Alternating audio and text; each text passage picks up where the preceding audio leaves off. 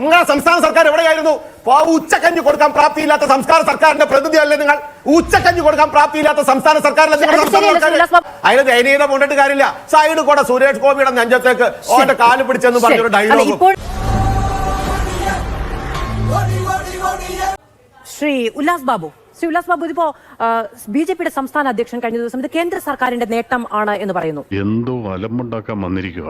അതെ, ഇവിടെ ഇത്തരത്തിലുള്ള ഒരു കള്ളക്കണക്കാണ് സർക്കാർ പറയുന്നത് എങ്കിൽ, ഇത് കാപട്യമാണ്, ഇത് PR എക്സർസൈസ് ആണ് എങ്കിൽ അതിന്റെ ക്രെഡിറ്റ് എന്തിനാണ് കേന്ദ്ര സർക്കാരിന്? പറഞ്ഞു കഴിഞ്ഞെങ്കിൽ ഞമ്മക്കും ചിലത് പറയാനുണ്ട്. എനിക്ക് കേൾക്കണ്ട. അല്ല, അത് കുറച്ച് സമയം തരണം. ഈ മാധ്യമ പ്രവർത്തകൻ ശ്രീ KG ജേക്കബ്, അദ്ദേഹത്തിന് BJP ഇത് കേട്ടാൽ ചതുർത്ഥിയാണെന്ന് തോന്നുന്നു. ശനി വരുന്നത് ഈ വഴിക്ക് തന്നെ. അദ്ദേഹം പറഞ്ഞു BJP-കാരൻ പറയുന്നത് നാളെ ജനങ്ങൾക്ക് കിട്ടാനുള്ള അവകാശങ്ങളെ വെട്ടിക്കുറയ്ക്കാൻ വേണ്ടിയിട്ടാണ് എന്ന്. അത് ഞാൻ ചോദിച്ചോട്ടെ.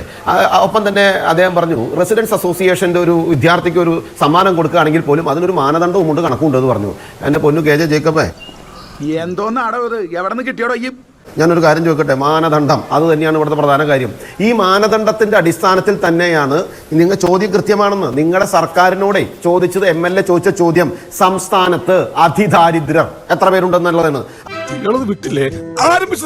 അപ്പൊ നിങ്ങൾ പറഞ്ഞ പേപ്പറിന് അപ്പുറത്തുള്ളവരെയാണ് കണ്ടെത്തി പിടിക്കുന്നതെന്ന്. ഈ പേപ്പറിന് അപ്പുറത്തുള്ള ആള് 4,98,000 പേർ വേറെയുണ്ട് എന്ന് നിങ്ങളുടെ തന്നെ മറ്റൊരു കണക്കിൽ പറയുന്ന സമയത്ത് അതിൽ 1.28 അതിദാരിദ്ര്യത്തിന്റെ ദയനീയതയിൽ കിടക്കുന്നവരാണെന്ന് നിങ്ങളുടെ സർക്കാർ തന്നെ കണ്ടെത്തി പറഞ്ഞ സ്ഥലത്ത് അപ്പൊ പെട്ടെന്ന് 6,400 ഈ 64,000 ഉൾക്കൊള്ളിച്ച ആ സൂത്രപ്പണി ഉണ്ടല്ലോ, ആ സൂത്രച്ചരടാണ് പറയപ്പെടുന്നത് രാഷ്ട്രീയ ചൂതാട്ടത്തിന് വേണ്ടി ഉപയോഗിക്കാവുന്ന മെറ്റീരിയലാക്കി സാധാരണക്കാരന്റെ ദാരിദ്ര്യത്തെ ഉപയോഗിക്കരുതെന്ന്.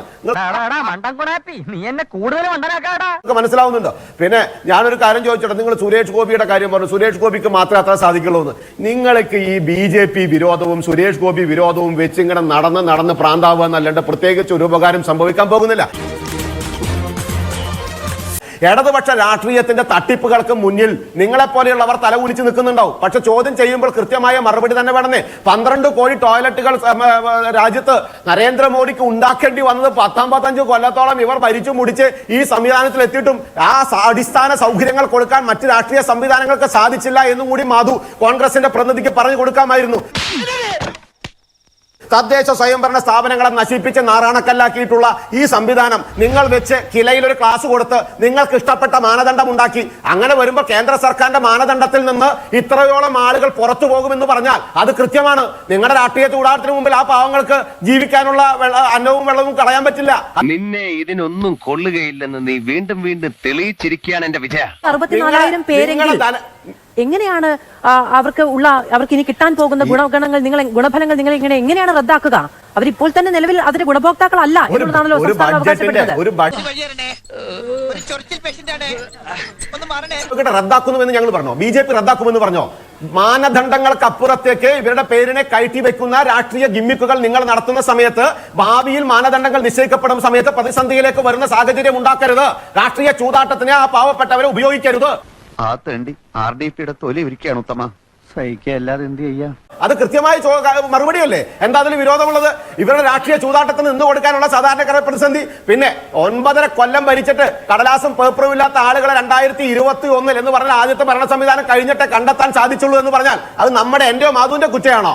ഇവിടെ പറയുന്ന നിനക്കില്ലേലും കേൾക്കുന്ന എനിക്കില്ലടാ ഒരു ചളുപ്പ്. കോൺഗ്രസ് പ്രതിപക്ഷത്തിന്റെ കുറ്റമാണോ? ഭരണപക്ഷത്ത് കയറിയിട്ട് ഈ മിടുക്കന്മാർക്ക് 9.5 കൊല്ലം കഴിഞ്ഞിട്ട് തെരഞ്ഞെടുപ്പിന്റെ 4 ദിവസം മുൻപ് ഇത് പ്രഖ്യാപിച്ചിട്ട് ഞങ്ങൾ ആ സംഭവങ്ങൾ ചെയ്തിരിക്കുന്നു എന്ന് പറഞ്ഞ് അതിന്റെ പേരിൽ രാഷ്ട്രീയ താല്പര്യങ്ങളും രാഷ്ട്രീയ തട്ടിപ്പും നടത്തുന്നുവെന്ന് പ്രതിപക്ഷങ്ങൾ ആരോപിക്കുമ്പോ അതിലെ വിഷമം മൂണ്ടിട്ട് കാര്യമില്ല,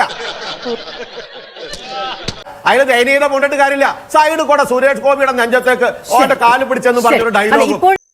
കള്ളപ്പന്നി. സംസാരിച്ചിട്ട് നിങ്ങളുടെ സർക്കാരിലെ നിങ്ങളിപ്പോ ഈ സർട്ടിഫിക്കറ്റ് കൊടുത്ത മന്ത്രിമാരുണ്ടല്ലോ 21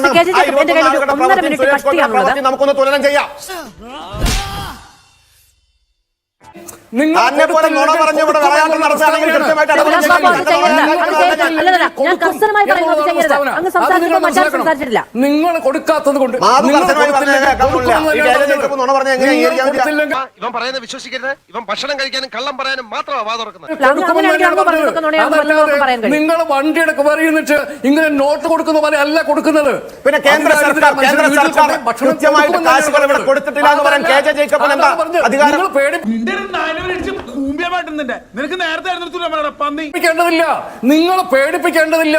ഈ പാവപ്പെട്ടവരുടെ കാര്യം നോക്കാൻ സംസ്ഥാന സർക്കാരിന് അറിയാം എന്ന് തന്നെയാണ് പറഞ്ഞത്. അമ്മാവൻ കാര്യമായിട്ട് ചെറിയുന്നുണ്ടല്ലോ. അമ്മാവൻ ചൊറിഞ്ഞൊറിഞ്ഞ് തല്ലു വെച്ച് കൂട്ടുന്നു തോന്നുന്നു. പാവപ്പെട്ടവരുടെ കാര്യം നോക്കാൻ സംസ്ഥാന സർക്കാരിന് അറിയാമെന്ന് നിങ്ങൾക്ക് നാണമാകില്ല സാർ. ഈ കേരളത്തിൽ കർഷകരെ ആത്മഹത്യ ചെയ്തു, എത്ര കർഷകർ ആത്മഹത്യ ചെയ്തു, എത്ര പാവപ്പെട്ടവർ ആത്മഹത്യ ചെയ്തു. വീടില്ലാതെ എത്ര പേർ പ്രതിസന്ധിയിലായി സാർ. നിങ്ങളെന്താ മനസ്സിലാക്കാതെ? ഭവനമില്ലാതെ എത്ര പേർ പ്രതിസന്ധിയിൽ കിടക്കുന്നു, ടാർപ്പായ കീഴിൽ എത്ര പേർ കിടക്കുന്നു, മഴ വരുന്ന സമയത്ത് കോലായിൽ എത്ര പേർ കയറി നിൽക്കുന്നു. നിങ്ങളുടെ സംസ്ഥാന സർക്കാർ എവിടെയായിരുന്നു? ഉച്ചക്കഞ്ഞി കൊടുക്കാൻ പ്രാപ്തിയില്ലാത്ത സംസ്ഥാന സർക്കാരിന്റെ പ്രതിനിധിയല്ലേ നിങ്ങൾ? ഉച്ചക്കഞ്ഞി കൊടുക്കാൻ പ്രാപ്തിയില്ലാത്ത സംസ്ഥാന സർക്കാരിലെ നിങ്ങളുടെ സംസ്ഥാന സർക്കാർ. ഞാൻ ഇടപെടുകയാണ്. എന്നോട് ശ്രീ കെ ജി ജേക്കബ് ക്ഷമിക്കുകയും ചെയ്യണം. അദ്ദേഹത്തോട് പറയാം, അതായത് കേന്ദ്ര സർക്കാർ ആനുകൂല്യങ്ങൾ വെട്ടി കുറച്ചാലും ഈ മനുഷ്യന്റെ കാര്യം നോക്കാനുള്ള കപ്പാസിറ്റി കേരളത്തിനുണ്ട് എന്നുള്ളതാണ് കേരളം നാളെ പ്രഖ്യാപിക്കാൻ വേണ്ടി പോകുന്നത്. നിനക്ക് പറ്റൂലേ കളഞ്ഞിട്ട് പോടേ. കുറെ സമയമായിട്ട് കളിയാക്കണ്. എത്രണ്ണം കൊടുത്തറ ചവിട്ടി അവന്റെ അണ്ണാക്കകത്ത് കയറ്റിയിട്ടുണ്ട്. അനിയാ പോട്ടെ, അമ്പിമോനെ പോട്ടറാ. സാറേ ഒന്നും വിചാരിക്കില്ലേ മക്കളെ, മാമനോടൊന്നും തോന്നല്ലേ?